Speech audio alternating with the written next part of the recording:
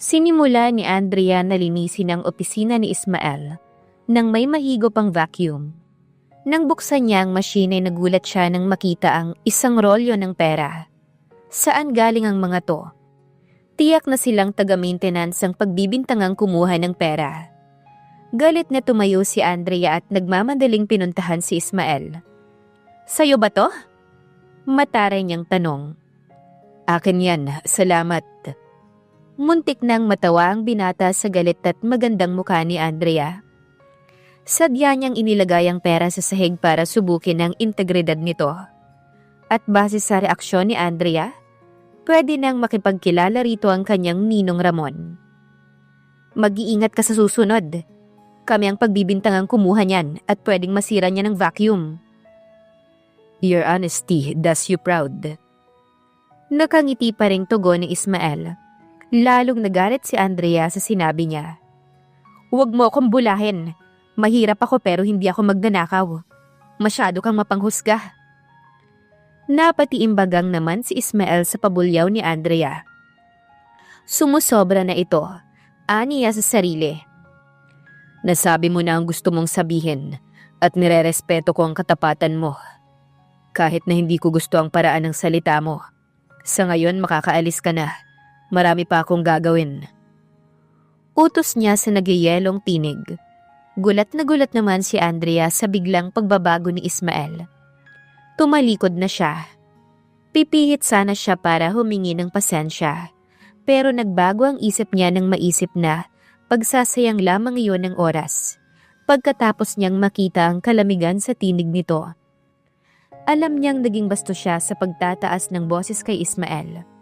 May nilabag siyang mga boundary at nasaktan niya ang damdamin nito. Natuwa si Andrea na tapos na ang shift niya. Hindi na kasi siya makapaghintay na makalabas ng gusali.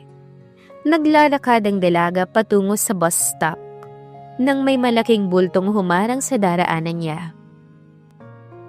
Kanina pa kita hinihintay. Tuluyan ang napalis ang katiting na magandang timpla na meron si Andrea.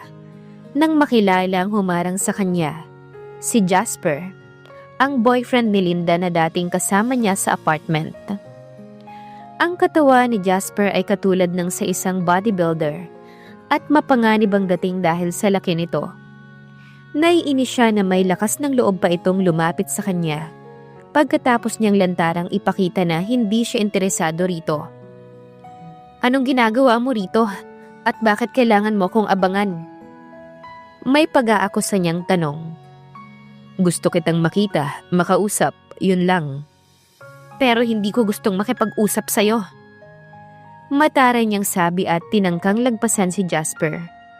Pero hinawakan siya nito sa braso at pinigilan. I deserve a chance to talk to you. At bakit mo naman naisip na karapat-dapat ka sa kahit na sino? Ganti ni Andrea. Uminit na ang kanyang ulo dahil sa kakulitan ni Jasper. Pagod siya at may klase pa siya bukas. Hindi niya kailangan ng ganitong komprontasyon, lalo na mula sa lalaking malaking gulo na ang idinulot sa kanyang buhay. Dahil sa pagiging makasarili mo, nawalan ako ng kaibigan at tirahan.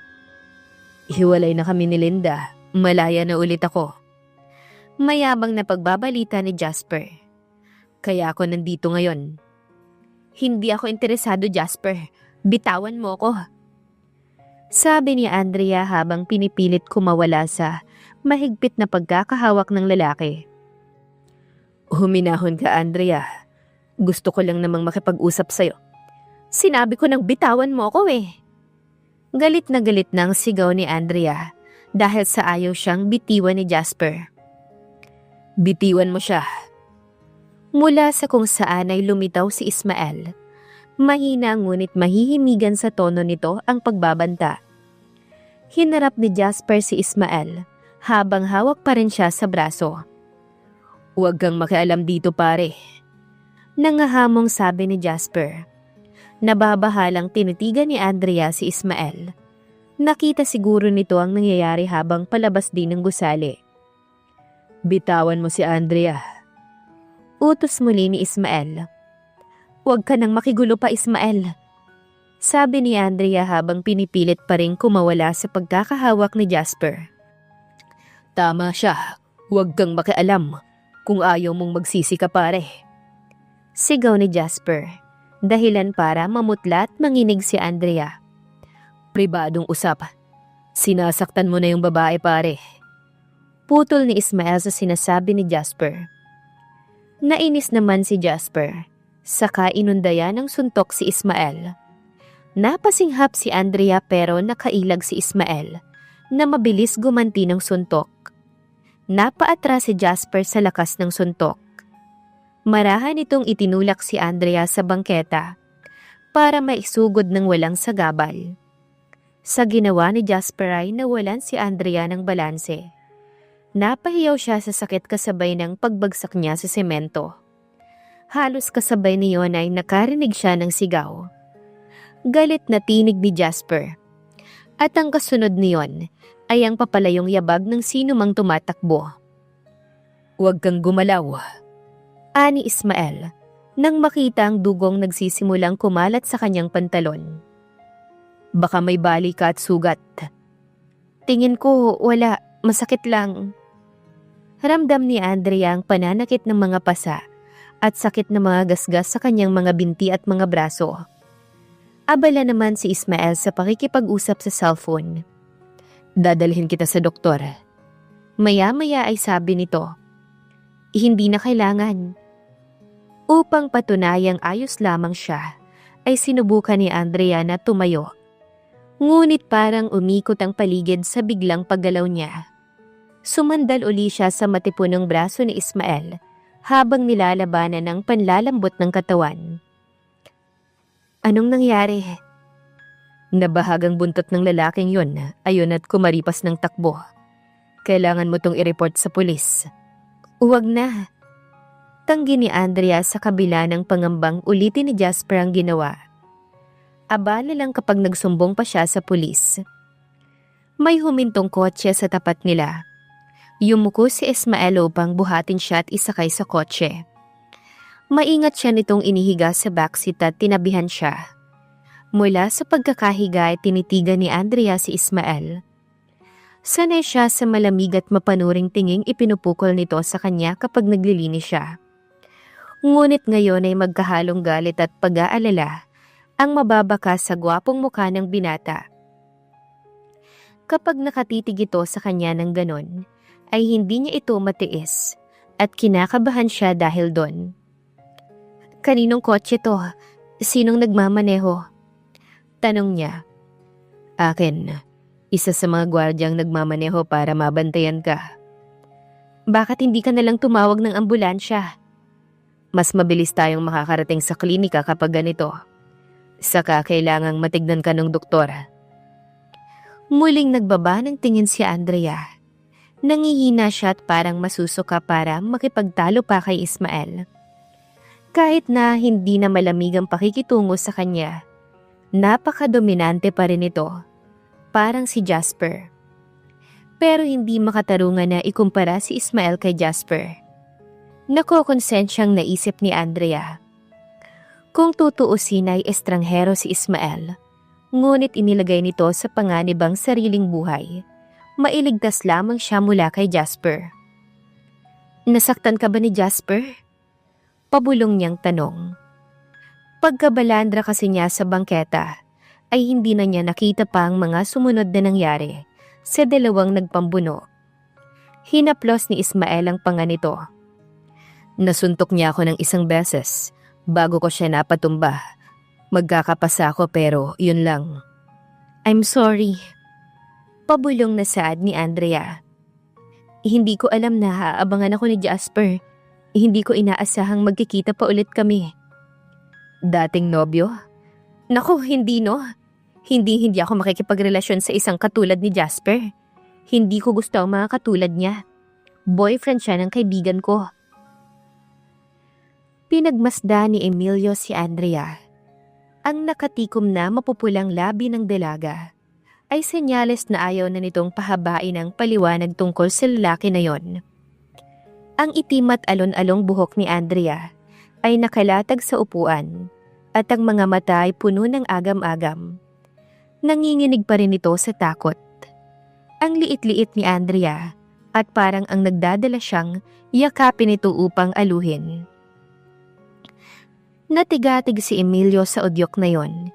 Kailan pa siya nag-alok na aluin ng isang babae? Kaligayahan, oo. Comfort, hindi. Tama nang iniligtas niya si Andrea sa kapahamakan at wala nang personal pang dapat mamagitan sa kanila. Anyway, nagdesisyon na siyang ipakilala ito sa kanyang ninong Ramon. Huminto ang kotse sa harap ng isang pribadong klinika. Bumaba si Ismael at bago pa makapagprotesta si Andrea, ay buhat-buhat na siya ng lalaki. Kaya kong maglakad at nasan tayo? Akala ko'y dadalhin mo ako sa ospital. Matagal bago kanila matitignan doon. Klinika ito ni Dr. Castillo, kaibigan ko. Paliwanag ni Ismael. Kumunot naman ang noo ng doktor nang makita ang mga pasa ni Andrea sa braso dahil sa mahigpit na pagkakahawak ni Jasper. Ginamot naman ng nurse ang mga gasgas niya sa tuhod. Mabilis lang na natapos ang panggagamot sa kanya. Sa totoo lang nagtataka si Andrea kung bakit ganoon na lang ang pag-aalalang ipinapakita ni Ismael. Ngayong maliit na bagay lang ang nangyari sa kanya sa mga kamay ni Jasper. Pagbalik sa waiting area, ay kinausap ni Dr. Castillo si Ismael. Panay ang tingin sa kanya ng doktor, nakakunot ang noo. Nagtataka marahil ito kung bakit may kasamang janitress ang binata. Kailangan ko nang umuwi. Salamat sa lahat ng tulong mo. Naaasiwang sabi ni Andrea paglabas nila ni Ismael ng klinika. Iyahatid pa kita. Sabi ni Ismael. Tinawag nito ang driver at sinalo ang susi na inihagis ng driver. Hindi na kailangan, masyado na kitang naabala. Gusto kong ihatid ka, Andrea. Nag-init ang mga pisngi ni Andrea dahil sa sinabi ni Ismael. Hindi niya alam ang sasabihin kung paano magre-react. Bakit nito ginagawa ang mga bagay na yon? May nadarama ba itong atraksyon sa kanya o nagmamagandang loob lang? Aniya sa sarili. Pwede mo ba akong samahan na kumain, Andrea? Casual na tanong ni Ismael sa kanya nang malapit na sila sa apartment niya. Nagulat pa ang dalaga sa imbitasyon. Noon naman nag-ingay ang kanyang sikmura. Sinubukan niyang itago yon sa pamamagitan ng pag-ubo. Kumain muna tayo. Base sa tunog niyan, kagaya ko ay nagugutom ka na rin. Ani Ismael na hindi itinago ang katuwaan. Nag-init ulit ang mga pisngi ni Andrea.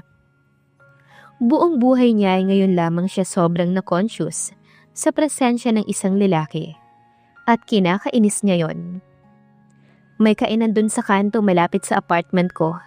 Hindi yun sosyal na restaurant pero masarap ang pagkain. Pwede na yon.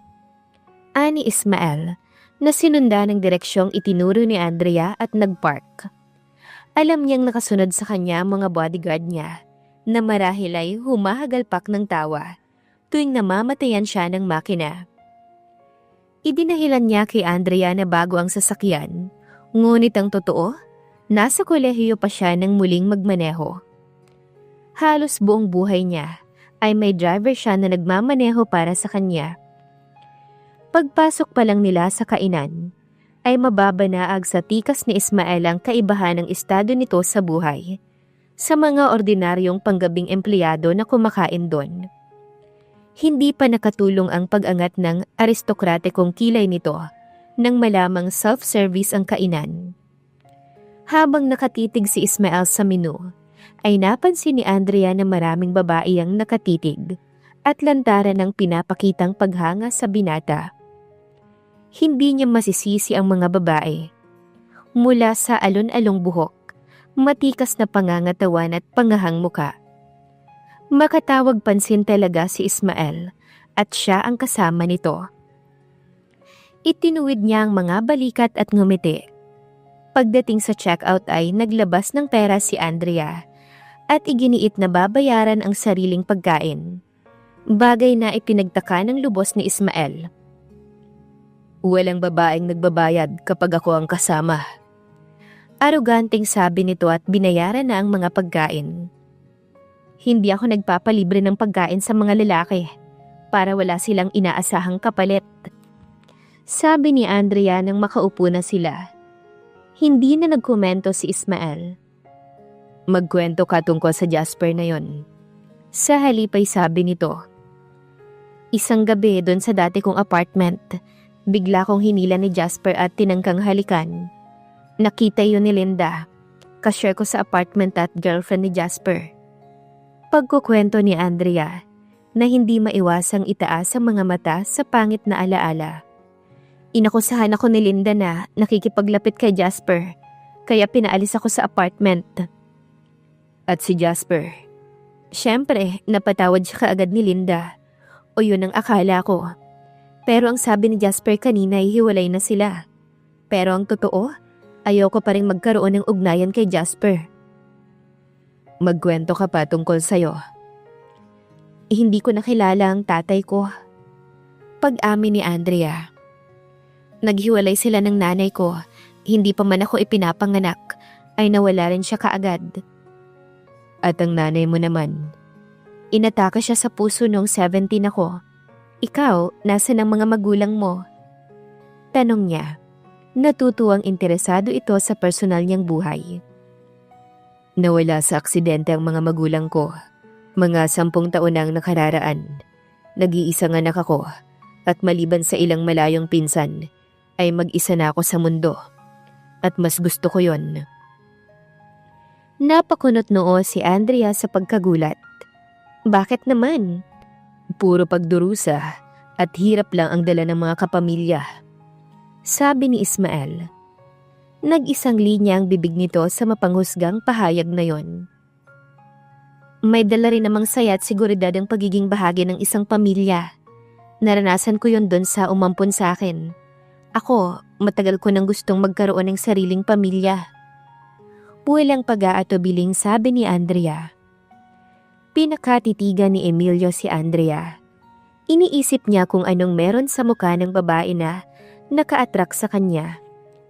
Ang expressive bang mga mata nito? At ang nagtatagong lungkot sa mga yon? Ang pagiging pino ng bone structure. Lumiwanag ang buong mukha ni Andrea. Nang tumawa ito at ayaw man niya, ay hindi niya maiwasang mamangha rito. Napaka-natural ni Andrea. Masyadong relax sa presensya niya at hindi siya sanay sa ganon. Walang takot na kinontra nito ang opinyon niya tungkol sa pamilya. Sanay siyang sinasang-ayunan ng bawat sabihin niya at hinahangaan pa siya sa kanyang katalinuhan. Kumakain na sila ni Andrea ng dessert.